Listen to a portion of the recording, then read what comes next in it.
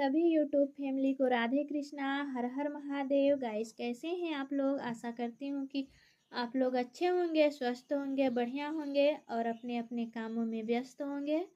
तो गाइस, आप सभी का मेरे यूट्यूब चैनल किरण भक्ति ब्लॉग में स्वागत है। और आप सभी के बीच में आज लेके आई हूँ मैं गणेश भगवान का एक छोटा सा भजन। तो आप सबसे विनती करती हूँ कि आप लोग फुल वॉच करके एक बार ज़रूर सुनिएगा। और भजन कैसा लगा आप सब कमेंट बॉक्स में कमेंट करके बताइएगा।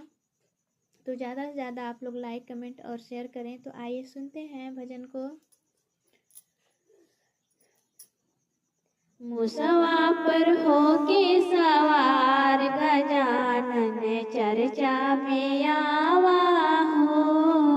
मुसवा पर होके सवार गजानन चर्चा में आवा हो। चर्चा में आवा हो, चर्चा में आवा, चर्चा में आवा हो, चर्चा में आवा। मुसवा पर होके सवार गजानन चर्चा में आवा हो। पहले पूजनवा करब हम तोहार हो। पहला पूजनवा करब हम तोहार हो। बिगड़ल कजिया बनैहा हमार हो। बिगड़ल कजिया बनैहा हमार हो।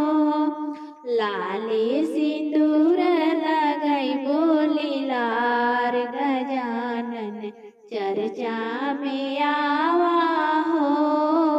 लाली सिंदूर लगैबो लीलार गजानन चर्चा में आवा हो।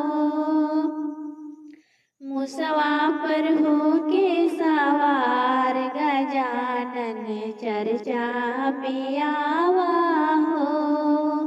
चर्चा में आवा हो, चर्चा में आवा, चर्चा में आवा हो, चर्चा में आवा। मुसवा पर होके सवार गजानन चर्चा में आवा हो। तू ही त हवा रिद्धि सिद्धि के देवैया।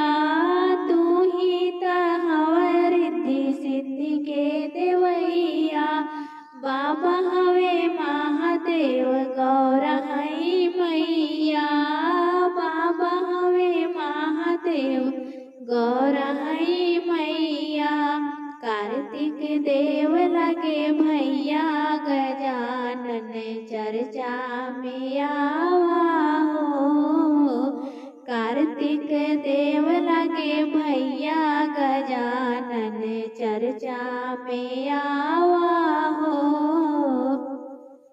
मुसवा पर होके सवार गजानन चर्चा में आवा हो। चर्चा में आवा हो, चर्चा में आवा, चर्चा में आवा हो, चर्चा में आवा। मुसवा पर होके सवार गजानन चर्चा में आवा हो। मेवा मिष्ठान के भोगवा लगाइब। मेवा मिष्ठान के भोगवा लगाइब।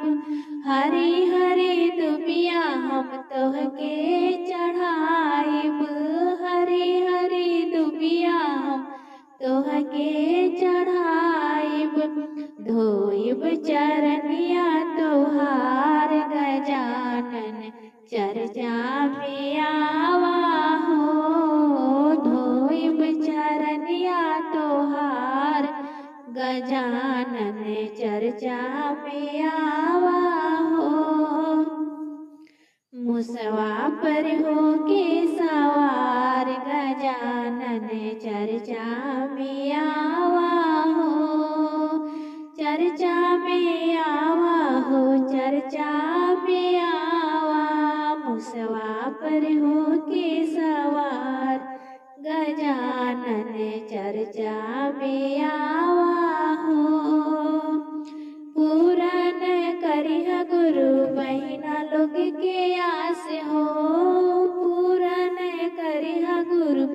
बहिना लोग के आस हो, तोहरे पे बाटे किरण के विश्वास हो, तोहरे पे बाटे किरण के विश्वास हो। लिखी के गावेली भजनिया तोहार गजानन, चर्चा में आवा हो। लिखी के गावेली भजनिया तोहार गजानन, चर्चा में आवा हो के मुसवा पर सवार गजानन, चर्चा में आवा हो, चर्चा में आवा हो, चर्चा में आवा, चर्चा में आवा हो, चर्चा में आवा। मुसवा पर हो के सवार गजानन, चर्चा में आवा हो। मुसवा पर हो के सवार गजानन, चर्चा में आवा हो। हर हर महादेव।